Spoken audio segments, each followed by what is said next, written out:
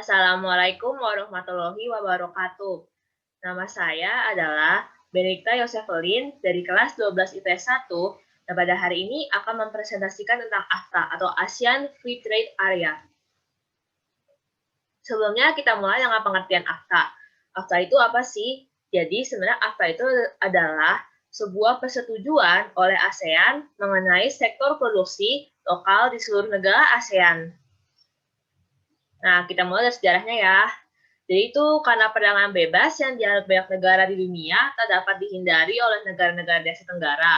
Nah, konsep free trade area lahir untuk mempermudah dan meningkatkan perdagangan di antara negara-negara di Asia Tenggara. Nah, dikutip dari situs ASEAN, perjanjian AFTA ditandatangani pada 28 Januari 1992. Saat itu digelar pertemuan tingkat kepala negara atau ASEAN Summit keempat di Singapura. Nah, ini fotonya ya. Nah, ketika AFTA ditandatangani, anggota ASEAN baru 6 negara, yakni ada Indonesia, ada Malaysia, ada Filipina, Singapura, Brunei Darussalam, dan Thailand.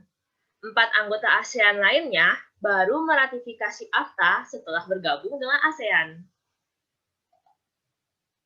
Yang pertama ada Vietnam, bergabung pada tahun 1995. Kemudian Laos dan Myanmar pada tahun 1997. Dan terakhir adalah Kamboja pada tahun 1999. AFTA sekarang terdiri dari 10 negara ASEAN. Keempat pendatang baru tersebut dibutuhkan untuk menandatangani persetujuan AFTA untuk bergabung ke dalam ASEAN. Namun diberi kelonggaran waktu untuk memenuhi kewajiban penurunan tarif AFTA. Nah, sekarang kita akan membahas tentang anggota AFTA.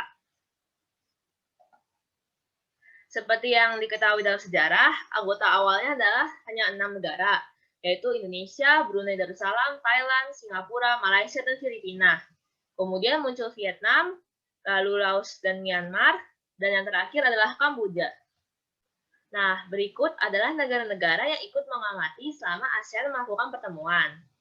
Secara reguler, ada negara Timor Leste dan Papua Nugini. Nah, yang baru-baru ini itu ada Republik Rakyat Tiongkok, ada negara Jepang, ada India, ada Australia, Korea Selatan, Selandia Baru, dan Rusia. Nah, berikutnya adalah tujuan AFTA.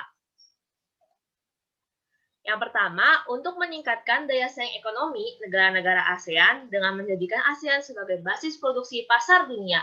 Basis produksi diwujudkan dengan menghapus batasan atau hambatan tarif dan non-tarif yang selama ini terjadi antar negara. Nah, yang kedua, untuk menarik investor asing dan meningkatkan perdagangan antar negara anggota ASEAN.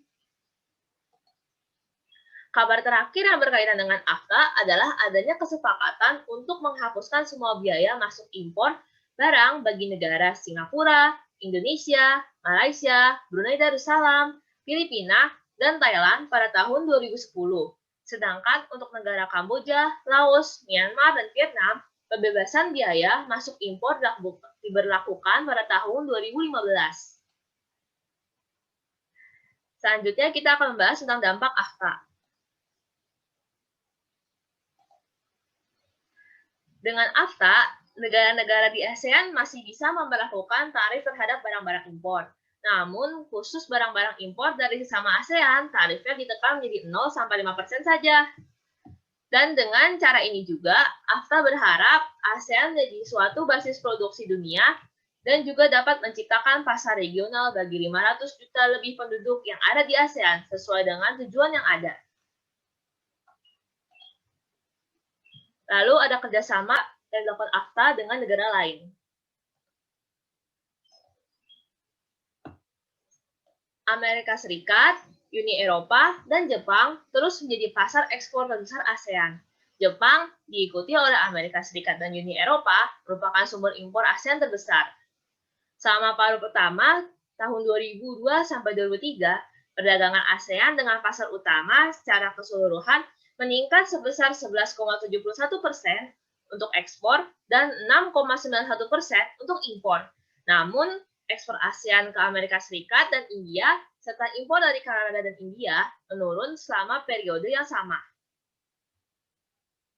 Nah, foto-foto ini merupakan pertemuan AFTA ke-33 di Bangkok, Thailand pada 6 September 2019.